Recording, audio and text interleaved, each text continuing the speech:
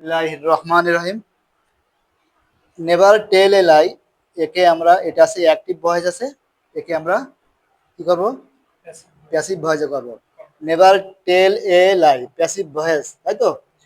Passive voice মূলত দুই প্রকার, একটা আছে অ্যাক্টিভ ভয়েস আর একটা আছে প্যাসিভ ভয়েস।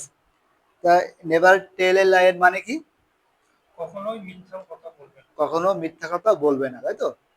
আচ্ছা, আমরা জানি নেভার যুক্ত কোনো সেন্টেন্সকে যদি আমরা ভয়েস ভয়েস চেঞ্জ করতে যাই, তাহলে কি হবে? প্রথমে লেট নট হবে। প্রথমে কি হবে? প্রথমে কি হবে? নেভারের পরিবর্তে কি হবে? Let not. কি হবে? Let not. অবজেক্ট হবে সাবজেক্ট। লেট নট এ লাই, এ লাই, কিন্তু নেভার আছে, এই জায়গায় কি হবে? এভার। Ever be told. দেখো, নেভার যুক্ত কোনো সেন্টেন্সকে যদি আমরা অ্যাক্টিভ ভয়েস থেকে প্যাসিভ করতে যাই, শুরুতে কি হবে? Let not. Let not. তারপর হচ্ছে আমরা জানি ভয়েস চেঞ্জ করতে হলে অবজেক্ট হয় সাবজেক্ট। এই জায়গায় অবজেক্ট কি? এ লাই। লাই মানে কি?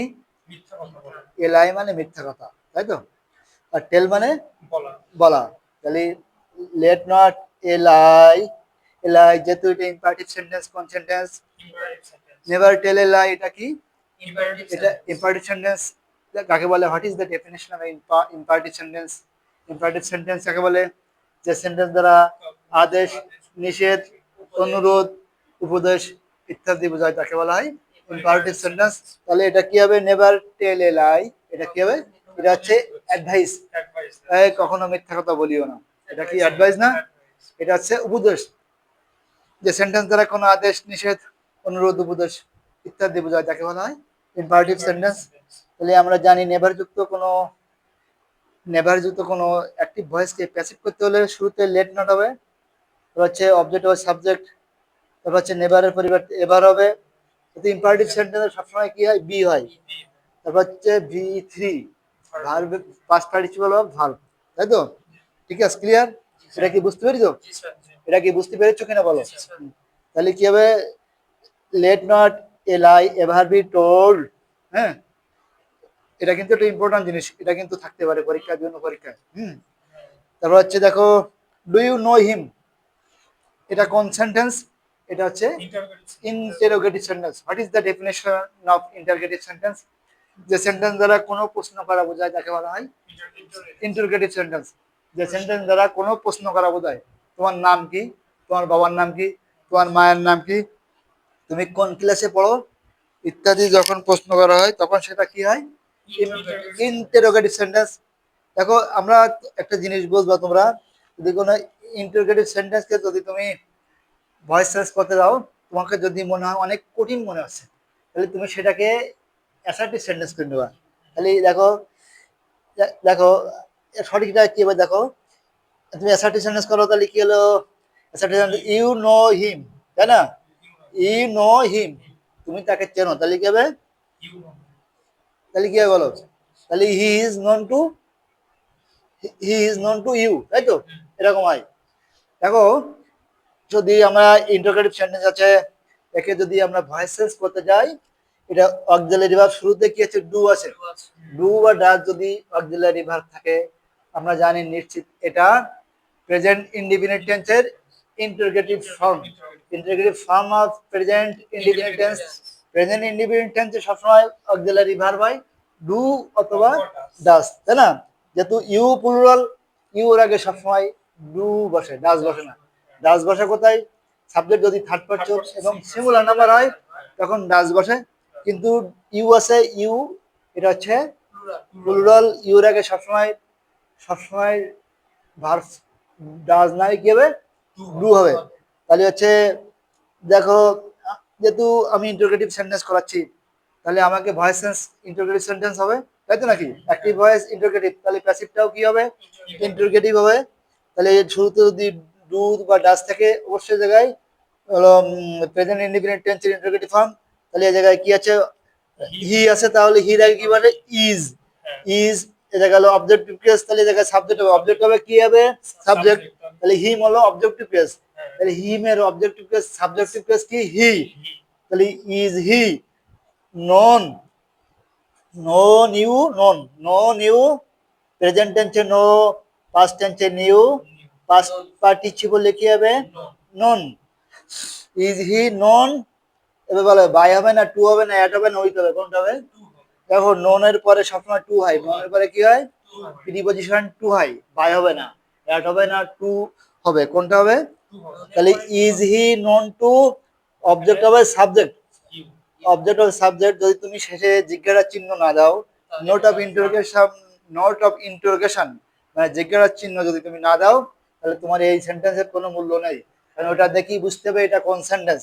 এই জিজ্ঞাসার চিহ্ন দেখে আমরা কি বলবো এটা হচ্ছে ইন্টারোগেটিভ সেন্টেন্স।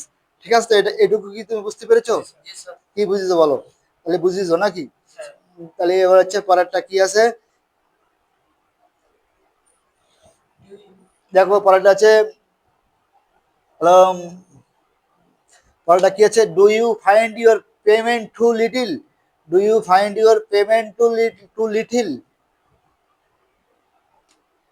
দেখো do you find your payment too little, তাহলে কি হবে টু লিটিল, তাহলে কি হবে দেখো, যেহেতু এটা ডু বা ডাজ দিয়ে শুরু হলে কি হয় প্রেজেন্ট ইনডিফিনিট টেন্সের ইন্টারোগেটিভ ফর্ম, তাহলে হচ্ছে এটা হলো অবজেক্ট কি হচ্ছে ইউর পেমেন্ট, হ্যাঁ, তাহলে is your payment, is your payment, payment, payment found too little by you, এটুকু বুঝেছো? কিন্তু দেখো do you find your payment too little, এর মানে কি বলো?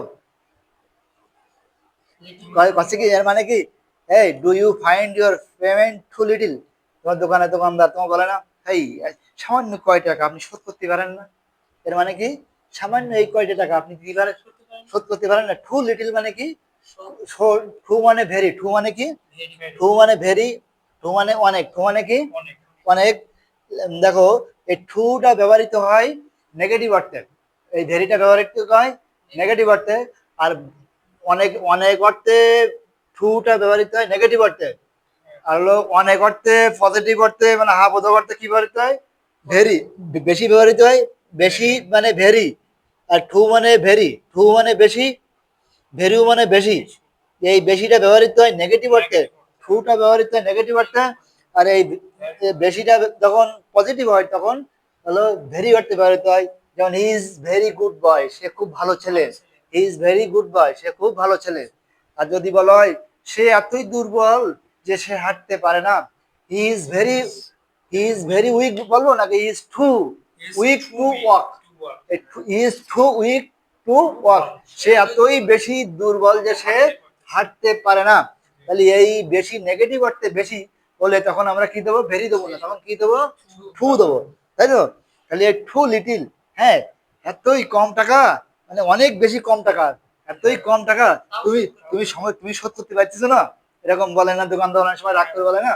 তাহলে কি হবে ইজ, যেহেতু আমাদের ডু বা ডাজ দেখে বলবো কি এটা হচ্ছে present indefinite tense, present indefinite টেন্সে আমরা ডু বা ডাজ থাকলে আমরা এটা বলবো প্রেজেন্ট ইন্ডিপেন্ডেন্স।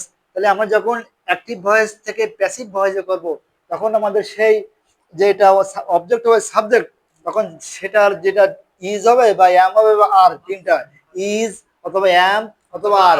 তাহলে হচ্ছে ইউর পেমেন্ট, পেমেন্ট মানে পরিশোধ, তাহলে এই জায়গায় ইজ হবে না, ইউর পেমেন্ট আছে সাবজেক্ট থার্ড পারসন এবং সিঙ্গুলার নাম্বার, তাহলে ইজ হলো, is your payment find found, found find মানে কি খুঁজা, ফার্স্ট প্রেজেন্ট টেন্সে ফাইন্ড, পাস্ট টেন্সে ফাউন্ড, ফার্স্ট পার্টিসিপলে ফাউন্ড, তাই না?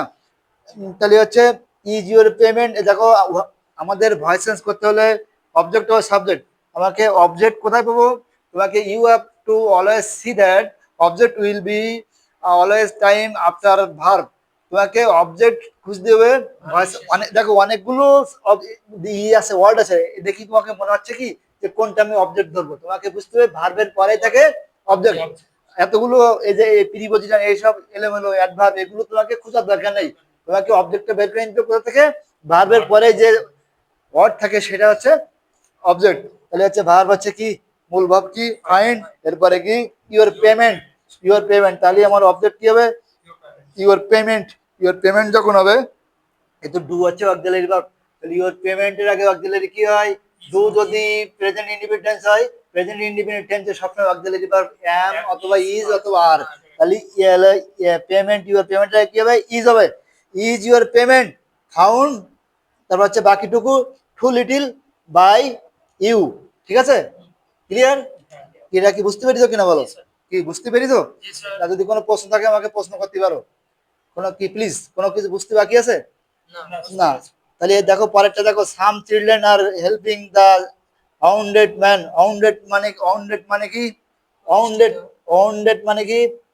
আউন্ডেড মানে দেখো যারা যুদ্ধে ক্ষতিগ্রস্ত হয় তাদের বলে আউন্ডেড। যারা যুদ্ধে যারা ক্ষতিগ্রস্ত হয় তাদের কি বলা হয়? আউন্ডেড। আউন্ড মানে যুদ্ধ, তাই না? যুদ্ধে এখানে যুদ্ধ ক্ষতিগ্রস্ত মানুষদের বোঝানো হচ্ছে। যারা যুদ্ধ করে